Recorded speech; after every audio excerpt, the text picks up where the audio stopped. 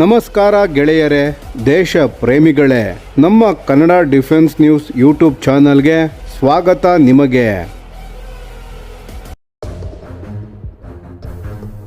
ಭಾರತದ ಸಮುದ್ರ ರಕ್ಷಣಾ ಸಾಮರ್ಥ್ಯವನ್ನು ಗಮನಿಸಿದಾಗ ಏರ್ಕ್ರಾಫ್ಟ್ ಕ್ಯಾರಿಯರ್ಗಳು ಅತ್ಯಂತ ಮಹತ್ವದ ಪಾತ್ರ ವಹಿಸುತ್ತವೆ. ವಿಶಾಲವಾದ ಹಿಂದೂ ಮಹಾಸಾಗರ ಪ್ರದೇಶದಲ್ಲಿ ಭಾರತದ ಪ್ರಾಬಲ್ಯವನ್ನು ಕಾಪಾಡಿಕೊಳ್ಳಲು ಸಮುದ್ರದಲ್ಲೇ ದೀರ್ಘಕಾಲ ಕಾರ್ಯನಿರ್ವಹಿಸಬಲ್ಲ ಏರ್ಕ್ರಾಫ್ಟ್ ಕ್ಯಾರಿಯರ್ಗಳು ಅಗತ್ಯ. ಆದರೆ ಭಾರತದ ಐಎನ್ಎಸ್ ವಿಕ್ರಮಾದಿತ್ಯನ ಇತಿಹಾಸವನ್ನು ನೋಡಿದರೆ ವಿದೇಶದಿಂದ ಖರೀದಿಸಿದ ಒಂದು ಹಳೆಯ ಯುದ್ಧ ನೌಕೆಯನ್ನು ಆಧುನೀಕರಿಸುವುದು ಎಷ್ಟು ದುಬಾರಿ ಮತ್ತು ಸಂಕೀರ್ಣವಾಗಬಹುದು ಎಂಬುದಕ್ಕೆ ಇದು ಒಂದು ದೊಡ್ಡ ಉದಾಹರಣೆಯಾಗಿ ಕಾಣಿಸುತ್ತದೆ. ಇದಕ್ಕೆ ವಿರುದ್ಧವಾಗಿ ಭಾರತದಲ್ಲೇ ನಿರ್ಮಿಸಲಾದ ಐಎನ್ಎಸ್ ವಿಕ್ರಾಂತ್ನ ಸಾಧನೆಗಳು ದೇಶೀಯವಾಗಿ ಏರ್ಕ್ರಾಫ್ಟ್ ಕ್ಯಾರಿಯರ್ ನಿರ್ಮಿಸುವ ಸಾಮರ್ಥ್ಯವನ್ನು ಭಾರತ ಈಗ ಹೊಂದಿದೆ ಎಂಬುದನ್ನು ತೋರಿಸಿವೆ.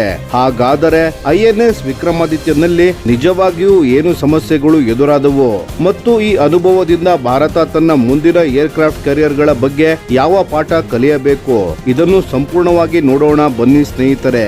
ಉಚಿತ ಯುದ್ಧ ನೌಕೆಯ ಹಿಂದಿನ ನಿಜವಾದ ಬೆಲೆ. ಮೊದಲು ಐಎನ್ಎಸ್ ವಿಕ್ರಮಾದಿತ್ಯನ ಮೂಲ ಇತಿಹಾಸವನ್ನು ಅರ್ಥ ಮಾಡಿಕೊಳ್ಳೋಣ. 2004ರಲ್ಲಿ ರಷ್ಯಾ ಸೋವಿಯತ್ ಕಾಲದ ಅಡ್ಮಿರಲ್ ಗೋರ್ಷ್ಕೋವ್ ಎಂಬ ಡಿ ಕಮಿಷನರ್ಡ್ ಯುದ್ಧ ನೌಕೆಯನ್ನು ಭಾರತಕ್ಕೆ ನೀಡಲು ಮುಂದಾಯಿತು. ಹೊರನೋಟಕ್ಕೆ ಇದು ಭಾರತಕ್ಕೆ ಬಹಳ ಲಾಭದಾಯಕ ಒಪ್ಪಂದದಂತೆ ಕಾಣಿಸಿತು, ಏಕೆಂದರೆ ಹಡಗಿಗೆ ಆರಂಭದಲ್ಲಿ ದೊಡ್ಡ ಮೊತ್ತವನ್ನು ಪಾವತಿಸುವ ಅಗತ್ಯವಿರಲಿಲ್ಲ. ಆದರೆ ಇಲ್ಲಿ ಒಂದು ದೊಡ್ಡ ಷರತ್ತು ಇತ್ತು. ಆ ಹಡಗನ್ನು ಸಂಪೂರ್ಣವಾಗಿ ಮರು ನಿರ್ಮಾಣ ಮಾಡಿ ಆಧುನೀಕರಿಸುವ ವೆಚ್ಚವನ್ನು ಭಾರತವೇ ಭರಿಸಬೇಕಾಗಿತ್ತು. ಈ ಕೆಲಸವನ್ನು ರಷ್ಯಾದ ಸೇವ್ಮೆಸ್ ಶಿಪ್ಯಾರ್ಡ್ ನಲ್ಲಿ ಕೈಗೊಳ್ಳಬೇಕಾಗಿತ್ತು. ಆರಂಭದಲ್ಲಿ ಹಡಗಿನ ರೀಫಿಟ್ ವೆಚ್ಚವನ್ನು ಸುಮಾರು $974 ಮಿಲಿಯನ್ ಎಂದು ಅಂದಾಜಿಸಲಾಗಿತ್ತು. ಇದರ ಜೊತೆಗೆ ಏರ್ ಕ್ರಾಫ್ಟ್, ಕಂಬ್ಯಾಟ್ ಸಿಸ್ಟಮ್ಸ್ ಮತ್ತು ಇತರೆ ಉಪಕರಣಗಳನ್ನು ಸೇರಿಸಲು ಸುಮಾರು ಮತ್ತೊಂದು $1 ಬಿಲಿಯನ್ ವೆಚ್ಚವಾಗಲಿದೆ ಎಂದು ನಿರೀಕ್ಷಿಸಲಾಗಿತ್ತು. ಆದರೆ ಯೋಜನೆ ನಿರೀಕ್ಷಿಸಿದಂತೆ ಸಾಗಲಿಲ್ಲ. ಹಡಗನ್ನು 2008ರ ವೇಳೆಗೆ ಭಾರತಕ್ಕೆ ಹಸ್ತಾಂತರಿಸುವ ಗುರಿ ಇತ್ತು. ಆದರೆ ಅಂತಿಮವಾಗಿ ಹಸ್ತಾಂತರವು ಸುಮಾರು 5 ವರ್ಷಗಳ ವಿಳಂಬವಾಗಿ 2013ರಲ್ಲಿ ಮಾತ್ರ ನಡೆಯಿತು. ಈ ವೇಳೆಗೆ ಒಪ್ಪಂದದ ಒಟ್ಟು ವೆಚ್ಚ ಭಾರಿ ಪ್ರಮಾಣದಲ್ಲಿ ಏರಿಕೆಯಾಗಿತ್ತು. ಅಂತಿಮವಾಗಿ ಇದರ ಬೆಲೆ ಸುಮಾರು $2.35 ಬಿಲಿಯನ್ ಗಳಿಗೆ ಏರಿತ್ತು. ಭಾರತ ಈಗಾಗಲೇ ಹಡಗಿನ ಮರು ನಿರ್ಮಾಣ ಮತ್ತು ಆಧುನೀಕರಣದಲ್ಲಿ ದೊಡ್ಡ ಮೊತ್ತವನ್ನು ಹೂಡಿಕೆ ಮಾಡಿದ್ದರಿಂದ ಒಪ್ಪಂದದಿಂದ ಹಿಂದೆ ಸರಿಯುವುದು ಸುಲಭವಾಗಿರಲಿಲ್ಲ. ಅಂದರೆ ಆರಂಭದಲ್ಲಿ ಉಚಿತ ಎಂದು ಕಾಣಿಸಿದ ಯುದ್ಧ ನೌಕೆ ಕೊನೆಗೆ ಭಾರತಕ್ಕೆ ಬಹಳ ದುಬಾರಿ ಯೋಜನೆಯಾಗಿ ಪರಿಣಮಿಸಿತು. ಭಾರತಕ್ಕೆ ಬಂದ ನಂತರವೂ ಸಮಸ್ಯೆಗಳು ನಿಲ್ಲಲಿಲ್ಲ. ಐಎನ್ಎಸ್ ವಿಕ್ರಮಾದಿತ್ಯ ಭಾರತಕ್ಕೆ ಆಗಮಿಸಿದ ನಂತರವೂ ತಾಂತ್ರಿಕ ಸಮಸ್ಯೆಗಳು ಸಂಪೂರ್ಣವಾಗಿ ಮುಗಿಯಲಿಲ್ಲ. ಭಾರತದತ್ತ ಸಾಗುವ ಸಂದರ್ಭದಲ್ಲಿ ಹಡಗಿನ ಪ್ರೊಪಲ್ಷನ್ ಸಿಸ್ಟಂನಲ್ಲಿ ಗಂಭೀರ ಸಮಸ್ಯೆಗಳು ಕಾಣಿಸಿಕೊಂಡವು. ರಷ್ಯಾದ ಇಂಜಿನಿಯರ್ಗಳು ಕೆಲವು ಸಮಸ್ಯೆಗಳಿಗೆ ಚೈನೀಸ್ ಮೇಡ್ ಪಾರ್ಟ್ಸ್ ಗಳು ಕಾರಣ ಎಂದು ಹೇಳಿದ್ದರು. ಆದರೆ ಚೀನಾ ಈ ಆರೋಪವನ್ನು ನಿರಾಕರಿಸಿತ್ತು. ಈ ಘಟನೆ ಒಂದು ವಿಷಯವನ್ನು ಸ್ಪಷ್ಟವಾಗಿ ತೋರಿಸಿತು. ಒಂದು ದೊಡ್ಡ ಯುದ್ಧ ನೌಕೆಯನ್ನು ವಿದೇಶದಿಂದ ಖರೀದಿಸುವುದು ಎಂದರೆ ಕೇವಲ ಹಡಗನ್ನು ಖರೀದಿಸುವುದಲ್ಲ. ಅದರ propulsion, spare parts, maintenance, technical support ಮತ್ತು ನಿರಂತರ ಮಾಡರ್ನೈಸೇಷನ್ ಸೇರಿದಂತೆ ಹಲವು ವಿಷಯಗಳಲ್ಲಿ ದೀರ್ಘಕಾಲ ವಿದೇಶಿ ಅವಲಂಬನೆ ಎದುರಾಗಬಹುದು. ಐಎನ್ಎಸ್ ವಿಕ್ರಮಾದಿತ್ಯನ ಆಪರೇಷನಲ್ ಹಿಸ್ಟರಿ. ಐಎನ್ಎಸ್ ವಿಕ್ರಮಾದಿತ್ಯ ಭಾರತೀಯ ನೌಕಾಪಡೆಯ ಪ್ರಮುಖ ಏರ್ಕ್ರಾಫ್ಟ್ ಕ್ಯಾರಿಯರ್ಗಳಲ್ಲಿ ಒಂದಾಗಿದ್ದರು. ಅದರ ಕಾರ್ಯಾಚರಣೆಯ ಇತಿಹಾಸದಲ್ಲಿ ಹಲವು ಗಂಭೀರ ಘಟನೆಗಳು ದಾಖಲಾಗಿವೆ. 2016ರ ಜೂನ್ನಲ್ಲಿ ಕಾರವಾರದಲ್ಲಿ ಸಾಮಾನ್ಯ ಮೇಂಟೆನೆನ್ಸ್ ಕಾರ್ಯ ನಡೆಯುತ್ತಿದ್ದ ಸಂದರ್ಭದಲ್ಲಿ ವಿಷಕಾರಿ ಅನಿಲ ಸೋರಿಕೆಯಾಗಿ 2 ಸಿಬ್ಬಂದಿಗಳು ಮೃತಪಟ್ಟಿದ್ದರು. 2017ರ ಫೆಬ್ರವರಿಯಲ್ಲಿ MiG-29K ಯುದ್ಧ ವಿಮಾನದಲ್ಲಿ ಹೈಡ್ರಾಲಿಕ್ ಸಿಸ್ಟಮ್ ಸಮಸ್ಯೆ ಉಂಟಾಗಿ ಅದು ಮಂಗಳೂರು ವಿಮಾನ ನಿಲ್ದಾಣದಲ್ಲಿ ತುರ್ತು ಲ್ಯಾಂಡಿಂಗ್ ಮಾಡಬೇಕಾಯಿತು. 2019ರ ಏಪ್ರಿಲ್ ನಲ್ಲಿ ಹಡಗಿನ ಬಾಯ್ಲರ್ ರೂಮ್ ನಲ್ಲಿ ಬೆಂಕಿ ಕಾಣಿಸಿಕೊಂಡಿತ್ತು. ಈ ಘಟನೆಯಲ್ಲಿ ಒಬ್ಬ ಅಧಿಕಾರಿ ಮೃತಪಟ್ಟರೆ 7 ಮಂದಿ ಗಾಯಗೊಂಡರು. 2020ರ ನವೆಂಬರ್ ನಲ್ಲಿ MiG-29 KUB ತರಬೇತಿ ಯುದ್ಧ ವಿಮಾನ ಅರಬ್ಬಿ ಸಮುದ್ರದಲ್ಲಿ ಪತನಗೊಂಡಿತ್ತು. ಈ ಅಪಘಾತದಲ್ಲಿ ಕಮಾಂಡರ್ ನಿಶಾಂತ್ ಸಿಂಗ್ ಅವರು ಮೃತಪಟ್ಟರು. ಇದಾದ ನಂತರ 2022ರ ಜುಲೈನಲ್ಲಿ ಕಾರವಾರ ಸಮುದ್ರ ಪ್ರದೇಶದ ಬಳಿ ಪ್ಲಾನೆಡ್ ಸಿ ಟ್ರಯಲ್ಸ್ ನಡೆಯುತ್ತಿದ್ದ ಸಂದರ್ಭದಲ್ಲಿ ಮತ್ತೆ ಬೆಂಕಿ ಕಾಣಿಸಿಕೊಂಡಿತ್ತು. ಈ ಘಟನೆಗಳು ಪ್ರತ್ಯೇಕ ಘಟನೆಗಳಾಗಿದ್ದರೂ ಹಡಗಿನ ಮೇಂಟೆನೆನ್ಸ್ ಮತ್ತು ಆಪರೇಷನಲ್ ರಿಲಯಬಿಲಿಟಿ ಬಗ್ಗೆ ಪ್ರಶ್ನೆಗಳನ್ನು ಹುಟ್ಟುಹಾಕಿವೆ. ಸ್ನೇಹಿತರೆ, INS ವಿಕ್ರಮಾದಿತ್ಯನ ಸಮಸ್ಯೆಗಳ ಬಗ್ಗೆ ಮಾತನಾಡುವಾಗ ಕೇವಲ ಹಡಗಿನ ತಾಂತ್ರಿಕ ಸಮಸ್ಯೆಗಳನ್ನು ನೋಡುವುದು ಸಾಕಾಗುವುದಿಲ್ಲ. ಅದರ ಕ್ಯಾರಿಯರ್ ಏರ್ ವಿಂಗ್ ಕೂಡ ದೊಡ್ಡ ಸವಾಲಾಗಿ ಪರಿಣಮಿಸಿದೆ. ಭಾರತವು INS ವಿಕ್ರಮಾದಿತ್ಯಕ್ಕಾಗಿ MiG-29K ಮತ್ತು MiG-29KUB ಯುದ್ಧ ವಿಮಾನಗಳನ್ನು ಖರೀದಿಸಿತ್ತು. ಒಟ್ಟು 45 ಏರ್ಕ್ರಾಫ್ಟ್ ಗಳನ್ನು ಪಡೆಯಲು ಭಾರತವು 10,000 ಕೋಟಿಗೂ ಹೆಚ್ಚು ಹಣವನ್ನು ಖರ್ಚು ಮಾಡಿತು. ಆದರೆ ಈ ಯುದ್ಧ ವಿಮಾನಗಳ ಸರ್ವಿಸಬಿಲಿಟಿ ಬಗ್ಗೆ ಹಲವು ವರ್ಷಗಳಿಂದ ಪ್ರಶ್ನೆಗಳು ಎದುರಾಗಿವೆ. 2016ರಲ್ಲಿ ಕಂಟ್ರೋಲರ್ ಅಂಡ್ ಆಡಿಟರ್ ಜನರಲ್ ಅಂದರೆ CAG ನೀಡಿದ ವರದಿಯಲ್ಲಿ MiG-29K ಫ್ಲೀಟ್ ನಲ್ಲಿ ಹಲವು ಗಂಭೀರ ದೋಷಗಳನ್ನು ಗುರುತಿಸಲಾಗಿತ್ತು. ಆ ಸಮಯದಲ್ಲಿ ಫ್ಲೀಟ್ ಸರ್ವಿಸಬಿಲಿಟಿ ಕೇವಲ 21% 47% ನಡುವೆ ಮಾತ್ರ ಇತ್ತು. ಅಂದರೆ ಕೆಲವು ಸಂದರ್ಭಗಳಲ್ಲಿ ಫ್ಲೀಟ್ ನಲ್ಲಿ ಅರ್ಧಕ್ಕಿಂತಲೂ ಕಡಿಮೆ ಏರ್ಕ್ರಾಫ್ಟ್ ಗಳು ಮಾತ್ರ ಆಪರೇಷನಲ್ ಕಂಡೀಷನ್ ನಲ್ಲಿ ಲಭ್ಯವಿದ್ದವು. ಒಂದು ಏರ್ಕ್ರಾಫ್ಟ್ ಕ್ಯಾರಿಯರ್ಗೆ ಇದು ಬಹಳ ದೊಡ್ಡ ಸಮಸ್ಯೆ, ಏಕೆಂದರೆ ಕ್ಯಾರಿಯರ್ನ ನಿಜವಾದ ಯುದ್ಧ ಸಾಮರ್ಥ್ಯ ಅದರ ಹಡಗಿನ ಗಾತ್ರದಿಂದ ಮಾತ್ರ ನಿರ್ಧಾರವಾಗುವುದಿಲ್ಲ, ಅದರ ಮೇಲೆ ಕಾರ್ಯನಿರ್ವಹಿಸುವ ಯುದ್ಧ ವಿಮಾನಗಳು ಎಷ್ಟು ವಿಶ್ವಾಸಾರ್ಹವಾಗಿವೆ ಎಂಬುದು ಅಷ್ಟೇ ಮುಖ್ಯ. MiG-29 ನ ಇಂಜಿನ್ ಸಮಸ್ಯೆ. MiG-29K ನ ಪ್ರಮುಖ ಸಮಸ್ಯೆಗಳಲ್ಲಿ ಒಂದು ಅದರ ಇಂಜಿನ್. ಈ ಯುದ್ಧ ವಿಮಾನಗಳಿಗೆ RD-33MK ಇಂಜಿನ್ ಗಳನ್ನು ಬಳಸಲಾಗುತ್ತದೆ. ಭಾರತಕ್ಕೆ ಒಟ್ಟು 65 RD-33MK ಇಂಜಿನ್ಸ್ ಗಳು ಪೂರೈಕೆಯಾಗಿದ್ದವು. ಇವುಗಳಲ್ಲಿ 40 ಇಂಜಿನ್ಗಳು ಅಂದರೆ ಸುಮಾರು 62% ದೋಷಗಳ ಕಾರಣದಿಂದ ರಿಜೆಕ್ಟ್ ಅಥವಾ ವಿತ್ಡ್ರಾ ಮಾಡಬೇಕಾಯಿತು ಎಂದು CAG ವರದಿಯಲ್ಲಿ ಉಲ್ಲೇಖಿಸಲಾಗಿತ್ತು. ಇಂತಹ ಇಂಜಿನ್ ರಿಲಯಬಿಲಿಟಿ ಸಮಸ್ಯೆಗಳು ಆಪರೇಷನಲ್ ಸೇಫ್ಟಿ ಮೇಲೂ ಪರಿಣಾಮ ಬೀರುತ್ತದೆ. ಕೆಲವು ಸಂದರ್ಭಗಳಲ್ಲಿ ಮಿಡ್ ಏರ್ ಇಂಜಿನ್ ಫೇಲ್ಯೂರ್ ಎದುರಾಗಿದ್ದು ಪೈಲಟ್ಸ್ ಗಳು ಸಿಂಗಲ್ ಇಂಜಿನ್ ಲ್ಯಾಂಡಿಂಗ್ ಮಾಡುವಂತಹ ಅಪಾಯಕಾರಿ ಪರಿಸ್ಥಿತಿಗಳನ್ನು ಎದುರಿಸಬೇಕಾಯಿತು.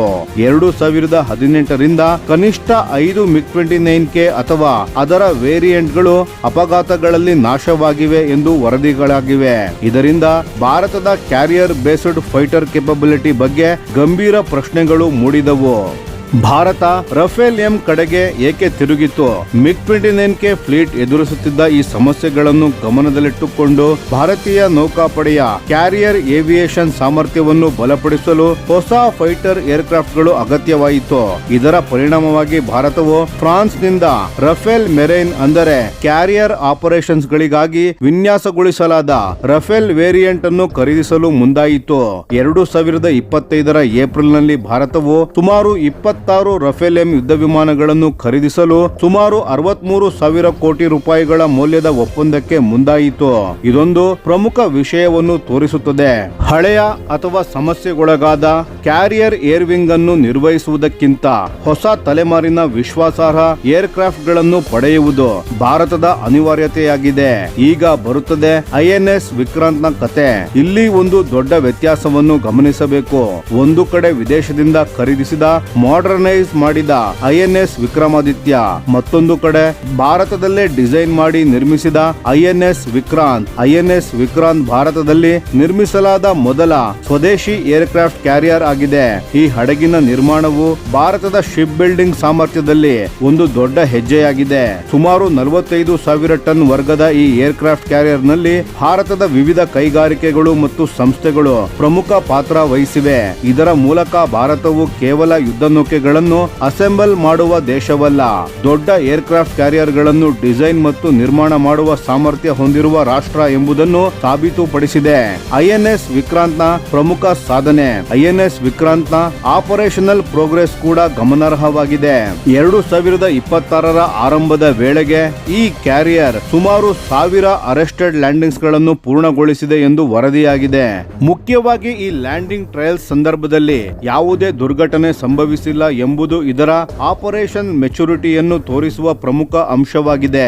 ಅಷ್ಟೇ ಅಲ್ಲ, 2026ರಲ್ಲಿ ವಿಶಾಖಪಟ್ಟಣಂ ಕರಾವಳಿಯ ಬಳಿ ನಡೆದ ಮಿಲನ್ ನೇವಲ್ ಎಕ್ಸರ್ಸೈಸ್ ನಲ್ಲಿಯೂ INS ವಿಕ್ರಾಂತ್ ಪ್ರಮುಖ ಪಾತ್ರ ವಹಿಸಿತ್ತು. ಈ ಬಹುರಾಷ್ಟ್ರೀಯ ಸಮುದ್ರಾಭ್ಯಾಸದಲ್ಲಿ 42 ಯುದ್ಧ ನೌಕೆಗಳು ಮತ್ತು 29 ಏರ್ಕ್ರಾಫ್ಟ್ ಗಳು ಭಾಗವಹಿಸಿದ್ದವು. ಅಂದರೆ ಭಾರತದಲ್ಲೇ ನಿರ್ಮಿಸಿದ ಏರ್ಕ್ರಾಫ್ಟ್ ಕ್ಯಾರಿಯರ್ ಈಗ ಕೇವಲ ಒಂದು ಪ್ರೋಟೋಟೈಪ್ ಅಥವಾ ಟೆಕ್ನಾಲಜಿ ಡೆಮಾನ್ಸ್ಟ್ರೇಟರ್ ಆಗಿಲ್ಲ, ಅದು ನಿಜವಾದ ಆಪರೇಷನಲ್ ನೇವಲ್ ಅಸೆಟ್ ಆಗಿ ತನ್ನ ಸಾಮರ್ಥ್ಯವನ್ನು ತೋರಿಸುತ್ತಿದೆ. ಹಾಗಾದರೆ ಭಾರತಕ್ಕೆ ಮುಂದಿನ ಹೆಜ್ಜೆ ಏನು? ಇಲ್ಲಿಯೇ IAC-2 ಅಥವಾ INS ವಿಶಾಲ್ ನ ಪ್ರಶ್ನೆ ಬರುತ್ತದೆ. ಭಾರತದ ಬಳಿ ಪ್ರಸ್ತುತ 2 ಏರ್ಕ್ರಾಫ್ಟ್ ಕ್ಯಾರಿಯರ್ಸ್ ಗಳು ಇದ್ದು INS ವಿಕ್ರಮಾದಿತ್ಯ ಮತ್ತು INS ವಿಕ್ರಾಂತ್ ಇವೆ. ಆದರೆ ಒಂದು ಕ್ಯಾರಿಯರ್ ಮೇಂಟೆನೆನ್ಸ್ ಗೆ ತೆರಳಿದಾಗ ಅಥವಾ ದೀರ್ಘಕಾಲದ ರೀಫಿಟ್ ಗೆ ಒಳಗಾದಾಗ ಸಮುದ್ರದಲ್ಲಿ ಲಭ್ಯವಿರುವ ಕ್ಯಾರಿಯರ್ಸ್ ಗಳ ಸ್ಟ್ರೆಂತ್ ಕಡಿಮೆಯಾಗುತ್ತದೆ. ಅದರ ಜೊತೆಗೆ 2 ಕ್ಯಾರಿಯರ್ಸ್ ನ ಫೈಟರ್ ಆಪರೇಷನ್ಸ್ ನಲ್ಲಿ MiG-29K ಫ್ಲೀಟ್ ಇನ್ನೂ ಪ್ರಮುಖ ಪಾತ್ರದಲ್ಲಿದೆ. ಹೊಸ ರಫೇಲ್ M ಏರ್ಕ್ರಾಫ್ಟ್ ಗಳು ಸಂಪೂರ್ಣವಾಗಿ ಫ್ಲೀಟ್ ಗೆ ಸೇರುವವರೆಗೆ ಈ ಅವಲಂಬನೆ ಮುಂದುವರಿಯಲಿದೆ. ಇಂತಹ ಪರಿಸ್ಥಿತಿಯಲ್ಲಿ 3ನೇ ಏರ್ಕ್ರಾಫ್ಟ್ ಕ್ಯಾರಿಯರ್ ಭಾರತಕ್ಕೆ ಅತ್ಯಂತ ಅಗತ್ಯವಾಗಿದೆ. ಈ ಹಿನ್ನೆಲೆಯಲ್ಲಿ ಸುಮಾರು 65,000 ಟನ್ ಸಾಮರ್ಥ್ಯದ ಕ್ಯಾಟೋಬಾರ್ ಏರ್ಕ್ರಾಫ್ಟ್ ಕ್ಯಾರಿಯರ್ ಆಗಿರುವ IAC-2 ಅಥವಾ INS ವಿಶಾಲ್ ಯೋಜನೆ ಬಹಳ ಮಹತ್ವ ಪಡೆಯುತ್ತದೆ. ಕ್ಯಾಟೋಬಾರ್ ಎಂದರೆ ಕ್ಯಾರಿಯರ್ ಗಳ ಮೇಲೆ ಏರ್ಕ್ರಾಫ್ಟ್ ಗಳನ್ನು ಲಾಂಚ್ ಮತ್ತು ರಿಕವರ್ ಮಾಡಲು ಕ್ಯಾಟ್ಪಲ್ಟ್ ಮತ್ತು ಅರೆಸ್ಟೆಡ್ ಲ್ಯಾಂಡಿಂಗ್ ವ್ಯವಸ್ಥೆಯನ್ನು ಬಳಸುವ ತಂತ್ರಜ್ಞಾನ. ಇಂತಹ ಕ್ಯಾರಿಯರ್ ಭವಿಷ್ಯದಲ್ಲಿ ಭಾರತದ ಕ್ಯಾರಿಯರ್ ಏವಿಯೇಷನ್ ಸಾಮರ್ಥ್ಯವನ್ನು ಮತ್ತಷ್ಟು ಹೆಚ್ಚಿಸಬಲ್ಲದು. ಆದರೆ IAC-2 ಏಕೆ ಇಷ್ಟು ಮುಖ್ಯ? INS ವಿಶಾಲ್ ಯೋಜನೆಯ ವೆಚ್ಚ 50,000 ಕೋಟಿಗೂ ಹೆಚ್ಚು ಆಗಬಹುದು ಎಂದು ಅಂದಾಜಿಸಲಾಗಿದೆ. ಅದನ್ನು ನಿರ್ಮಿಸಲು ಹಲವು ವರ್ಷಗಳು ಬೇಕಾಗಬಹುದು. ಅದರರ್ಥ ಈಗಲೇ ನಿರ್ಧಾರ ತೆಗೆದುಕೊಂಡರೂ ಈ ಕ್ಯಾರಿಯರ್ ಕಾರ್ಯಾಚರಣೆಗೆ ಬರಲು ಮುಂದಿನ ದಶಕದವರೆಗೂ ಸಮಯ ಬೇಕಾಗಬಹುದು. ಹೀಗಾಗಿ ವಿಳಂಬ ಮಾಡಿದರೆ ಅದರ ಪರಿಣಾಮವನ್ನು ಭಾರತ ಹಲವು ವರ್ಷಗಳ ನಂತರ ಅನುಭವಿಸಬೇಕಾಗಬಹುದು. ಇದೇ ಕಾರಣಕ್ಕೆ INS ವಿಕ್ರಮಾದಿತ್ಯನ ಅನುಭವವನ್ನು ಗಮನದಲ್ಲಿಟ್ಟುಕೊಂಡು ಮುಂದಿನ ಏರ್ಕ್ರಾಫ್ಟ್ ಕ್ಯಾರಿಯರ್ ಅನ್ನು ಸಾಧ್ಯವಾದಷ್ಟು ದೇಶೀಯವಾಗಿ ನಿರ್ಮಿಸುವುದು ಅತ್ಯಂತ ಮಹತ್ವದ್ದಾಗಿದೆ. ರಷ್ಯಾದ ಮೇಲೆ ಅವಲಂಬನೆಯ ಅಪಾಯ. ಇನ್ನೊಂದು ಪ್ರಮುಖ ವಿಷಯವೆಂದರೆ ಮೇಂಟೆನೆನ್ಸ್ ಮತ್ತು ಸ್ಪೇರ್ ಪಾರ್ಟ್ಸ್. INS ವಿಕ್ರಮಾದಿತ್ಯ ಇನ್ನು 2030ರ ದಶಕದವರೆಗೂ ಸೇವೆಯಲ್ಲಿ ಇರಲಿದೆ ಎಂದು ನಿರೀಕ್ಷಿಸಲಾಗಿದೆ. ಆದರೆ ವಯಸ್ಸಾಗುತ್ತಿರುವ ಹಡಗಿನ ಹಲ್, ಪ್ರೊಪಲ್ಷನ್ ಸಿಸ್ಟಮ್ ಮತ್ತು ಇತರೆ ರಷ್ಯನ್ ಆರ್ಜಿನ್ ಸಿಸ್ಟಮ್ಸ್ ಗಳನ್ನು ನಿರ್ವಹಿಸಲು ನಿರಂತರ ಹಣ ಮತ್ತು ಟೆಕ್ನಿಕಲ್ ಸಪೋರ್ಟ್ ಅಗತ್ಯವಿರುತ್ತದೆ. ಇದರ ನಡುವೆ ರಷ್ಯಾ ಯುಕ್ರೇನ್ ಕಾನ್ಫ್ಲಿಕ್ಟ್ ನಿಂದ ರಷ್ಯಾದ ಡಿಫೆನ್ಸ್ ಪ್ರೊಡಕ್ಷನ್ ಮತ್ತು ಸಪ್ಲೈ ಚೈನ್ ಮೇಲೂ ದೊಡ್ಡ ಒತ್ತಡ ಉಂಟಾಗಿದೆ. ಇಂತಹ ಪರಿಸ್ಥಿತಿಯಲ್ಲಿ ಯಾವುದೇ ಒಂದು ವಿದೇಶಿ ದೇಶದ ಮೇಲೆ ದೀರ್ಘಕಾಲ ಅವಲಂಬಿತವಾಗಿರುವುದು ಭಾರತದ ಸ್ಟ್ರಾಟಜಿಕ್ ಆಟೋನಮಿಗೆ ಅಪಾಯವನ್ನು ಉಂಟು ಮಾಡಬಹುದು.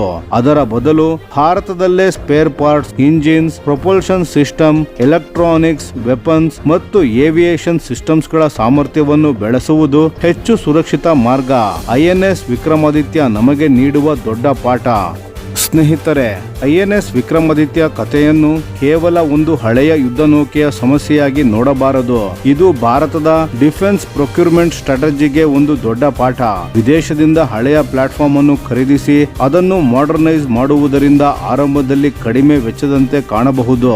ಆದರೆ refit cost, delay, spare parts, maintenance, upgrades ಮತ್ತು ಫಾರಿನ್ ಟೆಕ್ನಿಕಲ್ ಸಪೋರ್ಟ್ ಎಲ್ಲವನ್ನೂ ಸೇರಿಸಿದಾಗ ಅಂತಿಮ ವೆಚ್ಚ ಬಹಳ ಹೆಚ್ಚಾಗಬಹುದು.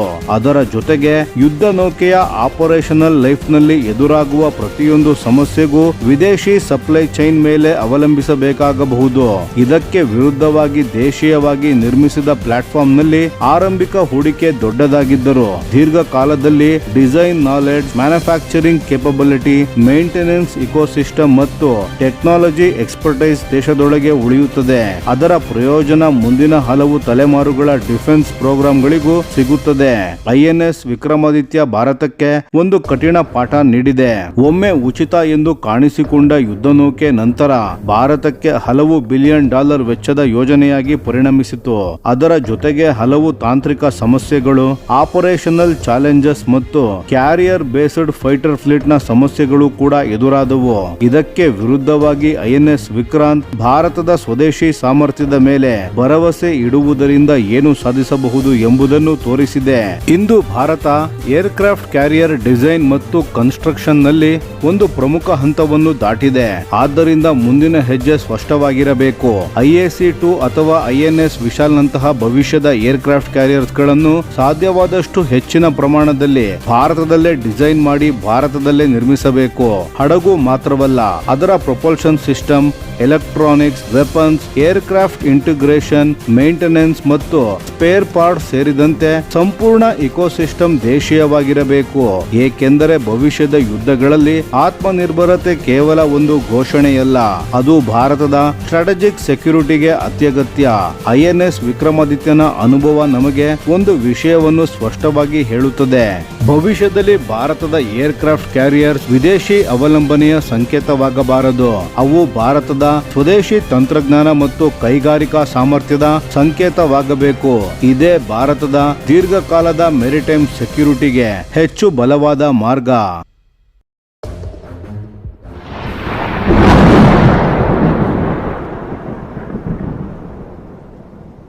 ಈ ವಿಡಿಯೋ ನಿಮಗೆ ಇಷ್ಟವಾಗಿದ್ದರೆ ಲೈಕ್ ಮಾಡಿ ಮತ್ತು ನಮ್ಮ ಚಾನೆಲ್ ಅನ್ನು ಸಬ್ಸ್ಕ್ರೈಬ್ ಮಾಡಿ ಹಾಗೂ ಬೆಲ್ ಐಕಾನ್ ಒತ್ತಿ. ಯಾವ ಅಪ್ಡೇಟ್ಗೂ ಮಿಸ್ ಆಗಬೇಡಿ. ಡಿಫೆನ್ಸ್ ಸುದ್ದಿಗಳನ್ನು ತ್ವರಿತವಾಗಿ ಪಡೆಯಿರಿ. ನಿಮ್ಮ ಬೆಂಬಲವೇ ನಮ್ಮ ಶಕ್ತಿ. ಭಾರತ ಬಲಿಷ್ಠವಾಗಲಿ ಎಂದು ಆಶಿಸುತ್ತಾ ಭಾರತ ಮಾತೆಗೆ ಜೈ. ಧನ್ಯವಾದಗಳು.